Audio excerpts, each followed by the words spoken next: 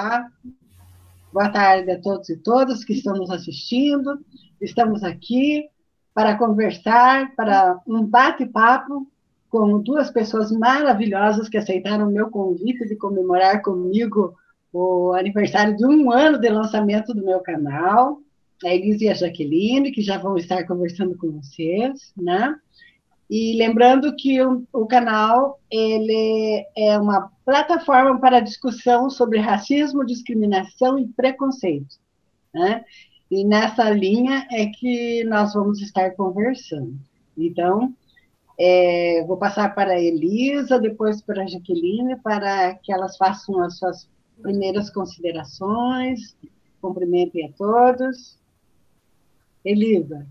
Oi, Clemilda. Oi, Jaqueline. Boa tarde a todos. É uma enorme satisfação para mim estar aqui, a convite da Clemilda, para tratar de um tema tão importante, né, que a gente tem que continuar debatendo, sim, enquanto mulheres negras, né, principalmente neste mês de julho, que é o mês que a gente comemora o Julho das Pretas, né, o dia 25 de julho, como Dia Internacional da Mulher Negra Latino-Caribenha, e também do Dia Nacional de Teresa de Benguela, né? E agradecer imensamente pelo convite, pela oportunidade de estar aqui conversando entre vocês. Obrigada, Clemilda. Eu que agradeço, Jaqueline. Boa tarde, Clemilda. Boa tarde, Elisa. Queria agradecer pelo convite. É isso. Muito obrigada. Eu que agradeço pela presença de vocês e por vocês terem aceitado esse convite, né? Pela sensibilidade de vocês nessa questão, né? Então, vamos começar o nosso bate-papo. Nós vamos começar, então, com a Elisa Ferreira da Silva. A Elisa é advogada, promotora legal popular, bissexual, mãe, membro da Comissão das Mulheres Advogadas da UAB Paraná, está presidenta da Comissão Provisória da Secretaria Estadual do Movimento Negro do PDT Paraná e faz parte do Levante Feminista contra o Feminicídio, Lesbocídio e Transfeminicídio no Paraná. É um prazer estar aqui com você e vamos lá, então, Elisa.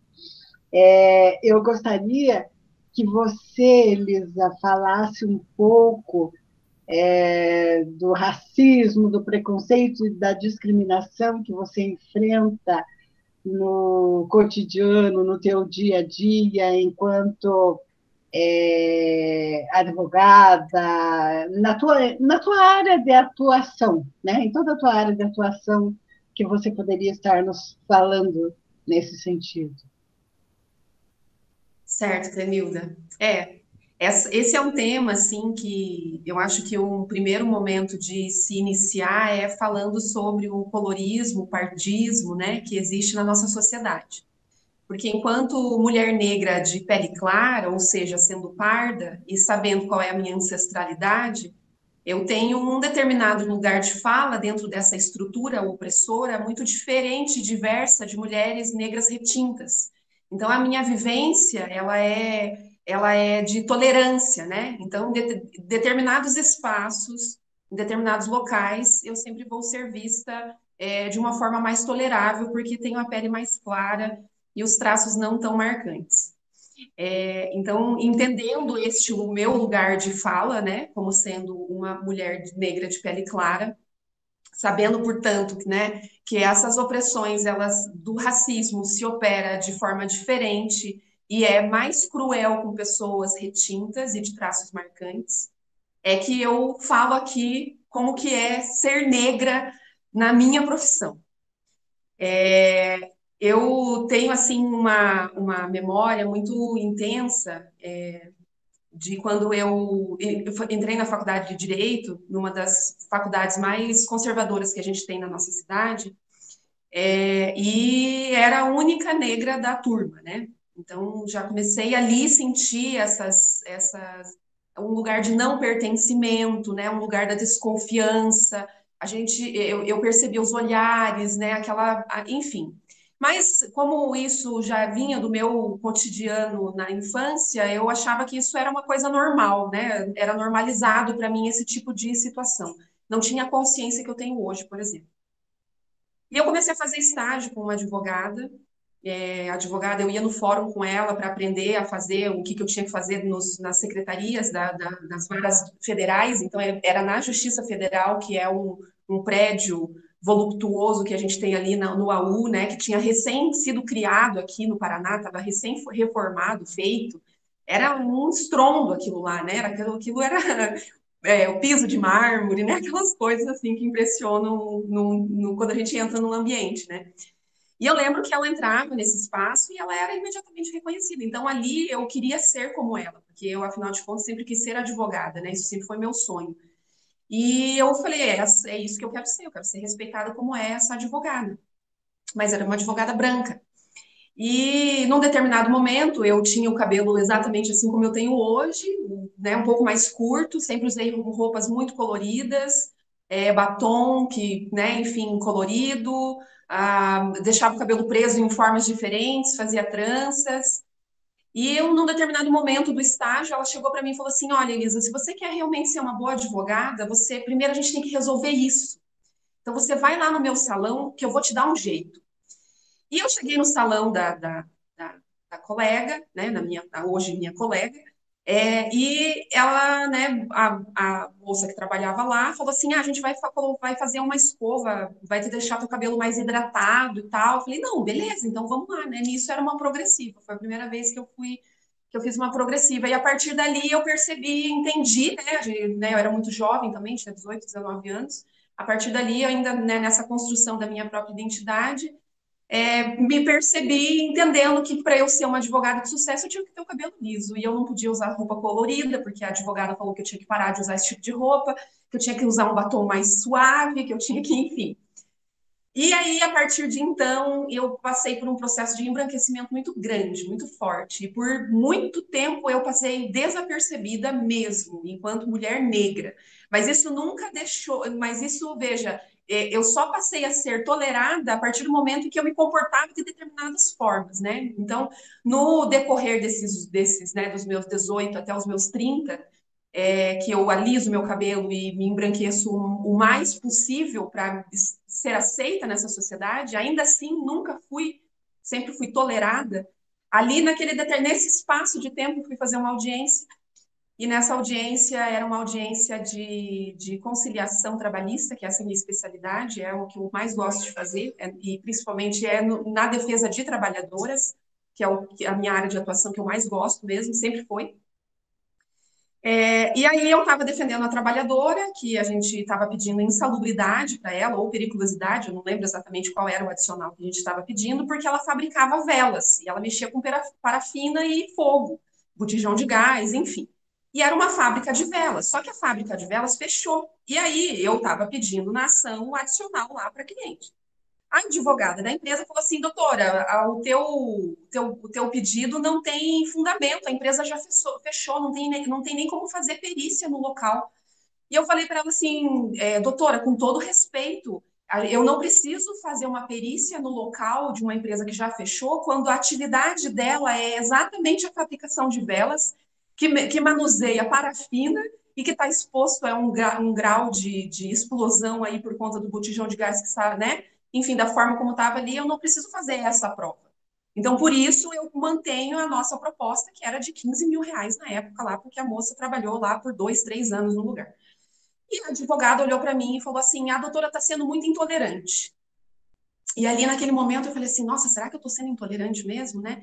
Nisso, a juíza levantou, eu acho que a juíza percebeu, eu não tinha percebido como ofensa, porque a minha vida inteira eu fui chamada de intolerante, de bocuda, de quem fica provocando treta, de que a treta sempre está comigo, entendeu? Então, para mim, não foi uma ofensa ali, naquele momento eu não vi como uma ofensa a minha pessoa, muito menos a minha profissão, mas eu me questionei, assim, será que eu estou sendo intolerante? Nisso a juíza levantou e falou assim, eu vou tomar um café enquanto as doutoras se resolvem. E eu não entendi também por que a juíza tinha se levantado, mas ela se omitiu, porque ela viu que havia uma colega me ofendendo no exercício da minha profissão, enquanto eu estava ali defendendo os interesses da minha cliente, e ela se inventou, porque, né, ela falou assim, eu não vou, imagina, vai ter treta aqui, né, essa mulherada vai começar a brigar. Nisso eu olhei para a advogada e falei assim, doutora, eu não tenho, né, a juíza foi tomar café, eu falei, olha, doutora, eu não tenho como diminuir essa proposta, eu mantenho ela e é isso. Por mim, a gente encerra a audiência. E a gente encerrou a audiência. E você sabe, Clenilda, que depois de umas 2 semanas eu fechei o acordo exatamente no valor que eu pedi. Então, assim, eu penso assim que, claro, isso foi uma situação que aconteceu que me deixou, que minou essa minha autoconfiança, essa minha autoestima profissional, porque eu vi ali que eu tinha o poder da argumentação, que eu tinha, assim, que eu estava, assim, em defesa de um direito, né? E ainda assim eu fui ofendida. Mas por que que essa advogada se sentiu nessa liberdade de falar isso para mim em audiência? Por que que essa juíza se isentou? Porque nenhuma das duas consegue vivenciar isso no seu cotidiano, no seu dia a dia. Elas nunca vão sofrer esse tipo de situação porque elas são brancas. Então, assim, essa é a minha vivência, né? Então, que eu tenho de recordação, assim, são essas duas mais fortes. E claro, né, eu não tenho como evitar falar sobre isso, que é a hipersexualização, né? Então, assim, como eu sou uma mulher negra de pele clara, eu tenho, né, de acordo com alguns estudos que eu venho fazendo por conta dessa minha identificação racial, né? Então, estudar sobre o colorismo, sobre o pardismo é algo que eu venho fazendo com frequência para isso mesmo, né? Porque a gente tem que ter esse debate dentro do nosso movimento negro, né? Precisa ser feito. E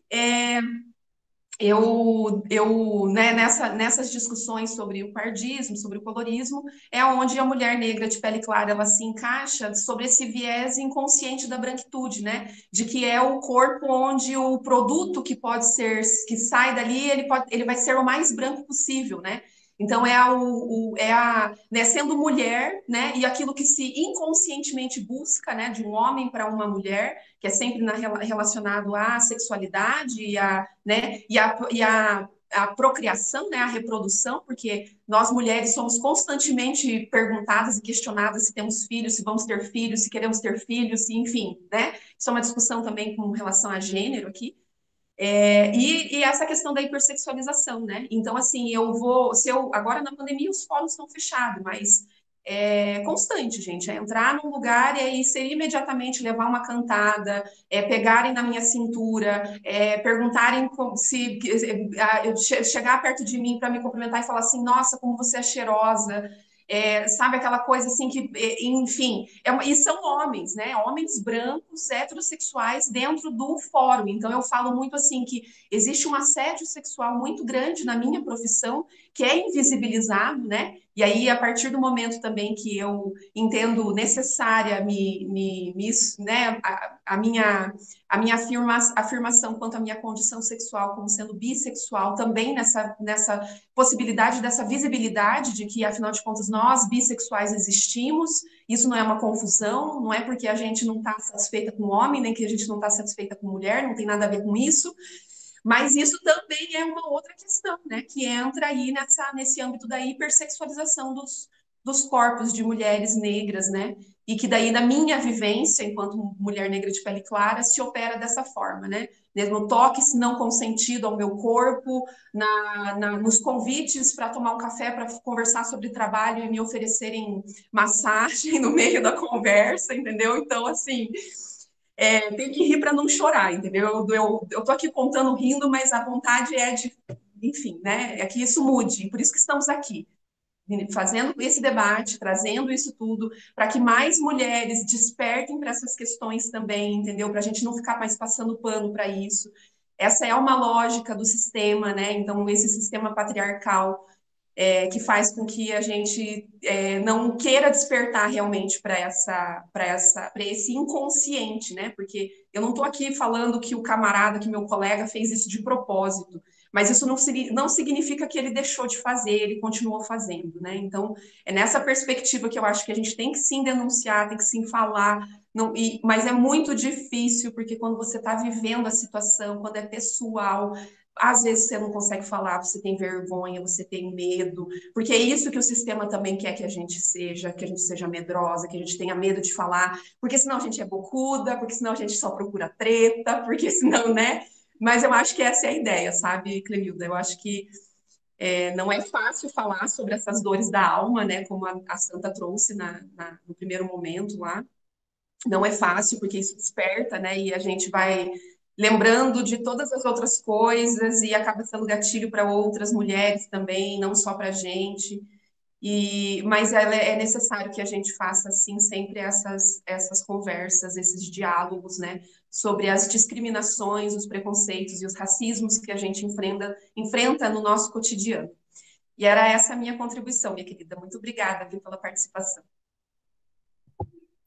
Eu que agradeço a tua participação, e enquanto você estava falando, né, porque tudo isso, Elisa, tem um começo, né? Tem um início. E o início é a escravização, não é? Onde a mulher negra se tornou objeto, né? E quando você fala da hipersexualização dos corpos negros, né? Para além da hipersexualização, então eu lembrei de uma história que a minha avó contava no tempo da escravidão, porque em 1888 a libertação, minha avó nasceu em 1906, o Aníbal nasceu em 1906. Então, ela contava, e eu ouvi essa história sentada no chão, na minha casa, né? Ela, meus tios, os irmãos dela e primas, eles sentados em uma roda, nas cadeiras, e ali estava correndo chimarrão e café, né, à tarde. E aí ela lembrou dessa história que a mãe dela contava. Então, que os portugueses, eles acreditavam que quando o homem tinha uma doença venérea, né, falando no popular, né, para que todo mundo entenda, ele precisava, era só se relacionar com uma menina virgem, uma moça virgem, uma mulher virgem que sarava, né, naquela época. E como é que eles resolviam essa questão? Então, na fazenda, quando tinha uma menina negra, né, novinha, já havia menstruado, então o que que eles faziam? Vinham os fazendeiros que tinham esse problema para a fazenda, o dono dos escravos e da fazenda mandava a menina buscar alguma coisa lá no meio da mata, e eles iam atrás. Os pais ouviam os gritos, às vezes já estavam amarrados para não, não irem para lá também, né? Às vezes já estavam até no tronco, né? E a filha, depois eles iam buscá-la, às vezes viva e às vezes morta já, né? Então, é uma história para quem, quando nós falamos de políticas afirmativas e dessas questões, é, para que pensem, reflitam, né, o que foi essa escravização, né? E quando se tem, por exemplo, uma pessoa negra, de pele retinta, em um cargo como a presidência da Fundação Cultural Palmares, e fala que a escravização foi benéfica, foi sim, mas nós sabemos para quem foi também, né? Benéfica. E que o 13 de maio nós não comemoramos porque a libertação ela não aconteceu, né? Foi um engodo, um embuste, um teatro, né? E as políticas públicas não vieram juntas, né? E a nossa população que está na periferia das cidades, né? É essa população negra que, quando se faz o recorte racial, é a que está na base da pirâmide em todas as situações, né? E é uma situação que nós não queremos, não queremos, não aceitamos mais. Por isso nós debatemos, por isso nós falamos dessas questões abertamente, né? A proposta desse canal é essa discussão, é esse debate. Quem não quiser, não assista, não é? Agora, quem quer ter conhecimento, venha conosco, não é? Venha refletir conosco. É isso. Nada mais do que isso, não é? Então, eu agradeço, viu, Elisa, a tua presença, agradeço a tua participação. E vamos passar agora para a nossa querida Jaqueline, nossa quilombola. É, Jaqueline. A Jaqueline pertence à comunidade de remanescentes de quilombos de Manoel Siríaco dos Santos, do município de Guaíra. É formada em pedagogia pela Unipar. É pós-graduada em neuropsicopedagogia pela Faculdade Intervale. É pós-graduada em atendimento educacional especializado e os transtornos do desenvolvimento infantil pela Faculdade Intervale. É primeira secretária da Associação da Comunidade de Remanescentes de Quilombos Manoel Siríaco dos Santos e é mestranda em sustentabilidade pelo Instituto Federal do Paraná, campus Umuarama. Seja bem-vinda, Jaqueline. Então, Jaqueline, poderia contar para nós, então, alguns fatos sobre racismo, discriminação e preconceito que você tenha sofrido na sua vida, durante o teu... Você está com que idade, Jaqueline? Tá desligado o teu microfone, querida. Obrigado pelo convite, Cremilda. Eu estou com 26 anos. Novinha. Então, mas vamos lá, vamos ouvi-la. Eu sou a primeira daqui da comunidade jovem, assim, que terminei uma faculdade, agora estou fazendo mestrado. E eu vou falar um pouco do preconceito e o racismo que eu vivi na minha adolescência, e que mexeu muito comigo, e que eu estou aprendendo a aceitar agora que eu sou bonita, que eu tenho que ter minha autoestima, como eu posso dizer, alta. E então, como eu moro aqui na comunidade quilombola, daí fica 30 quilômetros distante da cidade. E quando acabou o quarto ano, a quarta série, eu tive que estudar na cidade de Guaíra, em colégio estadual. E lá eu sofri muito racismo, assim, uma coisa que eu nunca tinha vivido na minha pele. Só tinha escutado pelas bocas dos meus pais, dos meus avós, dos meus tios. E chegando lá, eu vi que quando um colega de sala falou que eu não deveria estudar com ele, porque negro para ele, para a família dele, era só para limpar chão, para servir ele, não para estudar junto com ele. Eu não entendi muito na hora o que ele quis dizer. Fiquei de cabisbaixa, não entendi, eu cheguei em casa, não falei nada para meus pais, fui outro dia na sala de aula, para a escola. Foi falado. Eu perguntei para um colega de turma, cadê o rapaz o menino? Ele falou assim, ele mudou, ele não gosta de estudar com negro, ele é racista mesmo, não gosta. Daí eu fiquei meio assim, falei, meu Deus, mas o que é isso? O que é racismo? O que é isso? Daí eu conversei com a mãe falou assim, Jaqueline, isso é que ele não gosta da cor da sua pele. Isso que a gente já sofreu desde que chegou aqui no Maracaju. Mas você não pode abaixar a cabeça, você tem que seguir em frente, porque somente o estudo que vai te incentivar a ser uma pessoa melhor, buscar conhecimento, você saber quem é você, para ter uma vida melhor, que a mãe e o pai não podem te dar.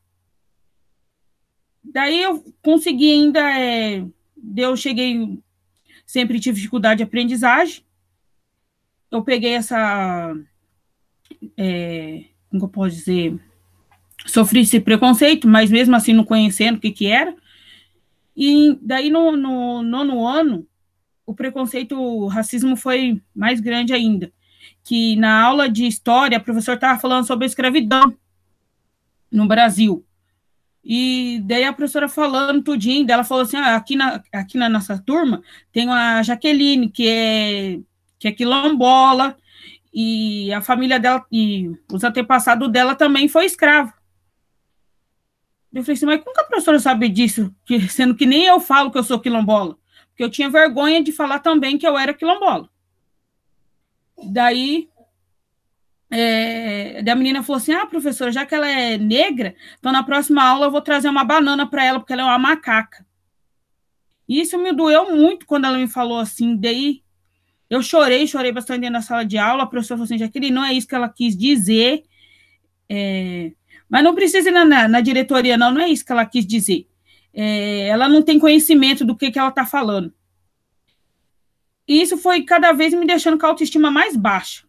Eu não aceitava a minha boca carnuda, porque eles também tiravam sarro. Eu não aceitava o meu cabelo, porque eu usava trança antigamente. Eu não aceitava que eles falavam que o meu cabelo parecia uma medusa. E não aceitava a minha cor. Tinha vezes que eu chegava em casa e ficava, Deus, por que eu sou negra? Por que eu tenho que ser negra? Por que eu sou diferente de todo mundo? Por quê? E eu tinha vontade, de vez em quando, eu falava com a minha mãe que tinha vontade de pegar uma faca assim e cortar minha pele, para ver se eu ia ficar branca. Eu não tinha conhecimento nenhum.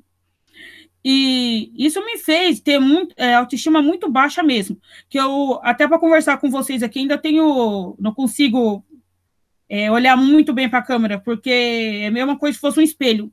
Minha autoestima eu não consigo me olhar no espelho, eu consegui falar assim, as pessoas falam assim, Jaqueline, você é bonita, você é linda. Eu não consigo ainda me amar, gostar do que eu estou vendo no espelho assim. E é uma coisa que eu estou trabalhando, mas eu aceitei minha cor, eu aceito ser quilombola, e onde que eu vou eu falo que eu sou quilombola, que eu sou negra, tenho orgulho da minha cor. O meu cabelo, depois que eu terminei o ensino médio, fui para fazer a faculdade. Quando eu entrei, principalmente na faculdade particular, eu achei que era uma coisa, assim, ninguém vai me aceitar lá. São tudo playboys, essas coisas, ninguém vai me aceitar. Vou sofrer racismo novamente. Falei, mãe, eu acho que eu fiz uma coisa errada, vou quero estudar mais, não. Minha mãe, não, você vai ter que estudar, porque você vai ficar sempre assim? Não, você tem que estudar. Eu e o pai, eu e seu pai não tem condições de dar estudo para você. Não tem condições de dar uma vida melhor para você. Então, é só você estudando para você conseguir as coisas. E no primeiro dia de aula, eu achei que eu ia... Falei assim, eu vou sentar na última carteira, que sempre eu sentei assim. Nunca me incentivei a sentar na frente. Daí eu sentei e eu fui bem recebida pela faculdade, assim, e pelos meus colegas de turma, que tinha eu e mais um indígena. E nós éramos os primeiros, eu fui a primeira quilombola a estudar na universidade daqui da Unipar, e meu amigo foi o primeiro índio também a estudar na Unipar. E no terceiro ano do curso de pedagogia, eu acho que com tudo isso que eu passei de preconceito e fui guardando só para mim, quando a gente entra na universidade, a gente vê tanto... é menina de cabelo liso, menina bonita, menina que tem roupa para se vestir melhor, essas coisas. Eu nunca tive sapato para ir todo dia com a mesma coisa, uma roupinha bonita para mim todo dia, cada dia com uma roupa. Nunca foi assim. Eu acho que isso chegou em 2017, eu começo o surto de crise de depressão, tive depressão. Eu quis me tirar minha própria vida, eu não queria mais estudar, não queria, minha mãe falou assim, Jaqueline, você tem que estudar, Jaqueline, você já está quase terminando, por que você não terminar? E eu não queria tudo, cheguei a ficar internada tudinho no hospital, não no hospital psiquiatra, no hospital aqui da cidade. E quando eu percebi, falei assim, ninguém me ama, porque nem meus pais me amam, ninguém me ama, porque eu estou sofrendo e ninguém está vendo. Daí, quando o pessoal da minha turma, da faculdade, eles foram todinho na frente do hospital, começou a falar umas palavras bonitas, já que ele levanta essa cabeça, tem que terminar o estudo, tudinho, incentivando eu para mim levantar. E daí no último ano de 2018, não foi tão fácil, porque quando você é depressão, a autoestima sua tem cada vez a tendência a piorar mais ainda. Daí, em 2018, eu falo assim que Deus colocou pessoas maravilhosas na minha vida. Uma professora minha que, desde o primeiro ano de pedagogia, ela nunca deixou eu desistir do curso. Daí, em 2018, eu levantei minha autoestima e eu resolvi cortar meu cabelo. Que eu não aguentava mais, assim, não aguentava mais progressiva. Meu Deus do céu, não podia sair na chuva que o cabelo já coisava tudinho. Falei assim, eu vou cortar meu cabelo. Eu cheguei em casa, cortei meu cabelo sozinho em casa. Até que meus pais falaram que eu estava ficando doida. Daí foi uma coisa tão inexplicável que eu não conhecia. Eu não vi a hora de chover para mim entrar e tomar banho na chuva sem precisar se pensar em secar o cabelo, pensar passar chapinha.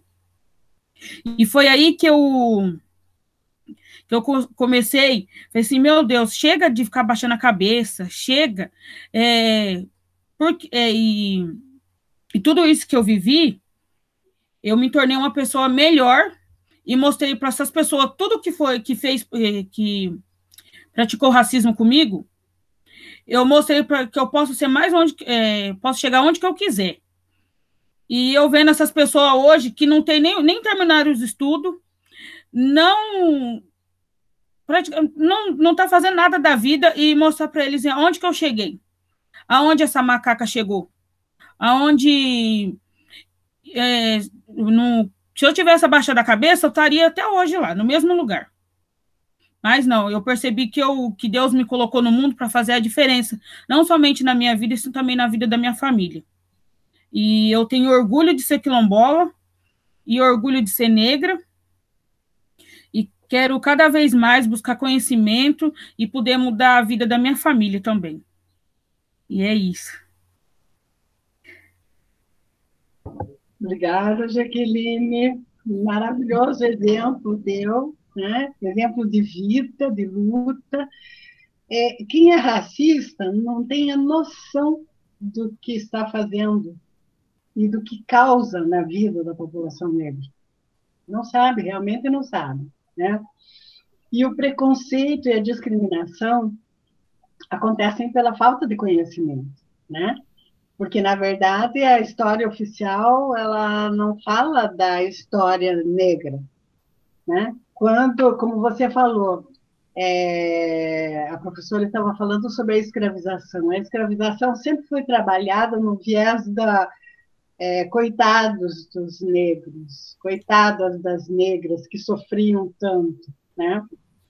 Mas pela falta de conhecimento dos nossos professores e professoras também, porque, na verdade, se os nossos professores e professoras conhecessem a história negra, poderiam estar trabalhando a escravização, sim, não queremos que esse tempo seja esquecido, não.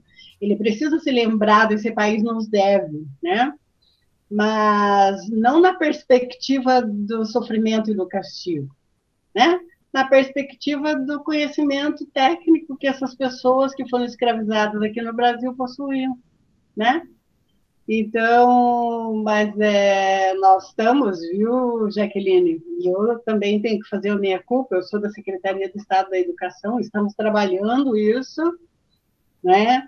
Não é fácil também, dentro da estrutura da Secretaria, a realização desse trabalho. Eu trabalho na equipe da Educação das Relações Étnico-Raciais Escolar Quilombola, né? Mas nós estamos trabalhando, a universidade prepara os nossos professores, os nossos docentes,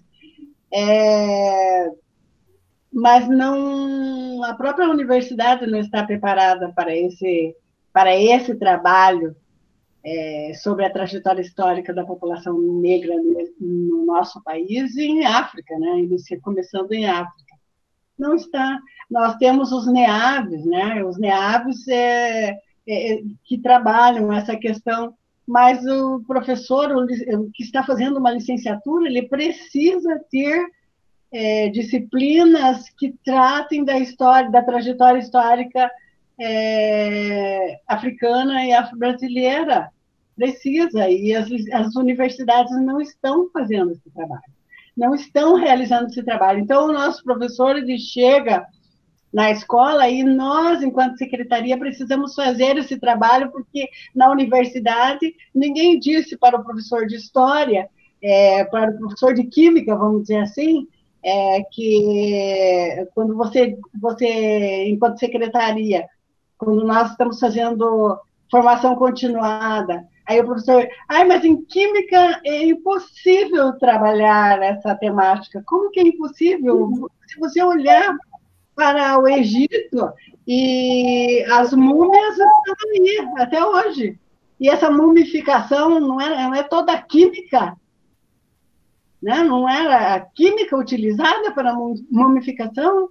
E a África, o Egito fica onde?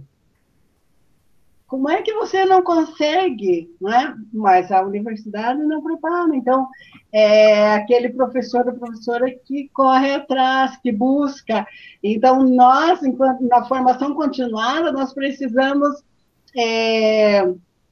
corrigir essa falha, suprir essa falha das universidades. E no momento que nós vamos realizar a formação continuada. E a mesma universidade cobra da secretaria, a universidade que não faz, cobra da secretaria a atuação na escola, na implementação da 10639, que é a que trata da história da África, dos africanos e dos afro-brasileiros, no currículo escolar. Aí a universidade vem toda pomposa cobrando da secretaria que isso não está acontecendo no chão da escola. Por que será? E por que a universidade ela pode deixar de lado uma legislação? A 10.639 é uma lei e a universidade não cumpre. E os nossos estudantes estão, como você, Jaqueline, quilombolas, que não se autodeclaram como quilombolas, né? Nós temos aí 58 escolas que recebem estudantes oriundos das comunidades quilombolas e das comunidades tradicionais negras, mas você conversa com a direção sabe que o ônibus chegou e os quilombolas estão lá, e os das tradicionais negras também estão, mas na ficha de matrícula eles não colocaram, não se autodeclararam. E nem os indígenas também não se autodeclaram, né? E a gente sabe por quê, né? Precisamos trabalhar isso. Tem um caminho muito longo a ser percorrido, né? Nós temos lá o Galindo Pedro Ramos, o Ivan, Luiz Monteiro, que nós trabalhamos em conjunto na mesma equipe, então não é fácil, e nós sabemos que nós temos estudantes quilombolas que estão desistindo, e principalmente agora, na pandemia, com essa questão do não acesso às tecnologias, né? Então, muita coisa que nós precisamos vencer. E você, Jaqueline, você é uma vencedora. Parabéns, viu? Obrigada. Parabéns, você é um exemplo da luta que nós enfrentamos todos os dias, e parabéns pela coragem, Jaqueline, de trazer para nós e para todos e todas que vão estar assistindo essas questões, porque existem ainda pessoas que acreditam que o racismo, que o preconceito e a discriminação não existem, que é mimimi, que é falácia, que nós estamos criando problemas, não é? Isso é muito bom, e é por isso que esse canal existe. Olha, eu te agradeço muito por você ter tido essa coragem, você é muito corajosa.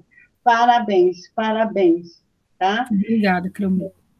Eu agradeço a Jaqueline, a Elisa, né, por estarem aqui conosco, né?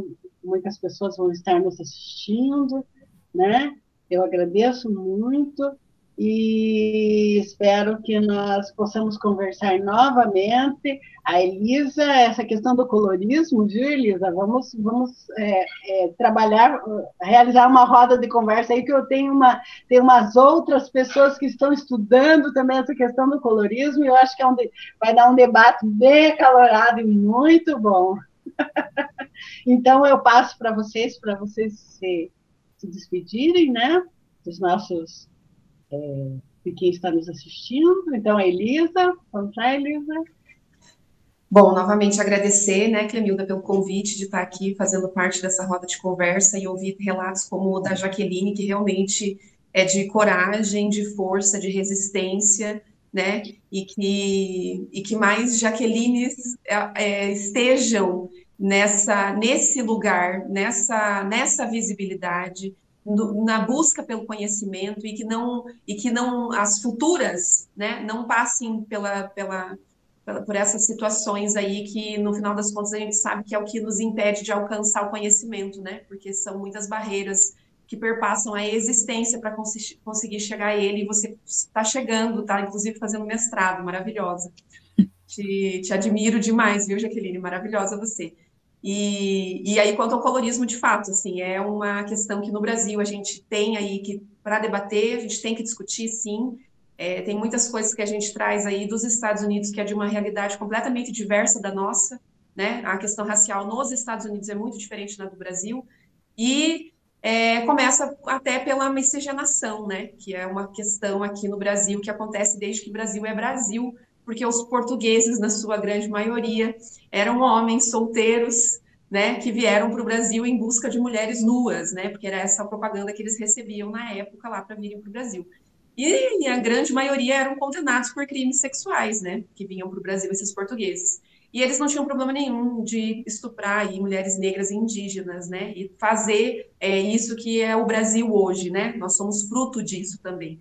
Então, por isso a importância da gente discutir, sim, esse tema, né? Até para implementação de políticas públicas afirmativas, eu acho que é essencial que a gente tenha essa discussão, mas sem esquecer que o alvo continua sendo, né, o alvo da polícia, o alvo da prisão, né, do encarceramento, continua sendo pretos e pardos, né, que continuam morrendo e que continuam sendo presos. Então, levando em consideração a isso, né, que jovens negros vêm sendo assassinados aí a cada 23 minutos no nosso país, pretos e pardos, né, é que a gente tem que sim discutir, sim debater, mas sem esquecer quem é que ganha com tudo isso, né, que é a branquitude, né, a branquitude quer que a gente realmente fique só em encrenca entre nós, quando na verdade quem está se beneficiando do sistema são eles, né, então é para combater esse sistema racista, opressor, que a gente tem que sim conversar, e nossa, para mim vai ser também uma grande honra também se eu participar dessas discussões, com certeza. Obrigada, Clemilda, obrigada, Jaqueline, um ótimo dia para vocês, e obrigada a todos por estarem assistindo aí. Jaqueline? Quero agradecer, Clemilda, pelo convite, agradecer a Elisa também, e falar para os jovens para não abaixar a cabeça, não, e que a gente pode chegar onde que a gente quiser, só basta a gente querer, que as oportunidades estão aí, e quero agradecer também a Clemilda novamente, que desde que ela visitou a comunidade, desde a primeira vez, eu lembro sempre, e minha mãe está falando, desculpa, agradecer a Clemilda, porque desde que ela veio aqui na comunidade, eu fico olhando os trabalhos seu, Clemilda, você falou para mim do canal, eu não conhecia, até que eu fui assistir alguns vídeos, eu falei assim, que coisa maravilhosa, porque através desse canal, que a gente pode estar mostrando para o jovem, mostrando para as pessoas de idade mesmo, para incentivar, porque através desse canal que a gente tem a liberdade de mostrar quem a gente tem, falar assim, meu Deus, olha lá, tem um canal nosso, é o canal nosso, falando de negro, não é só de negro, das experiências, que não é só uma coisa, só que a gente, porque antes de conversar com vocês, eu vi o depoimento da Santa, da Joana, da Ana, eu falei assim, meu Deus, eu achava que só eu que tinha passado por isso, só eu. Não, mas eu percebi que não, que todos nós negros, como pardos também, sofrem preconceito. que a gente tem que parar de abaixar a cabeça para esse pessoal. E muito obrigado, Creomilda. Por nada, eu que agradeço. Então, agradeço a todos e todas que estão nos assistindo. Não esqueçam de se inscrever no canal para receberem as mensagens, saberem quem são nossos próximos convidados. E até a próxima. Um abraço.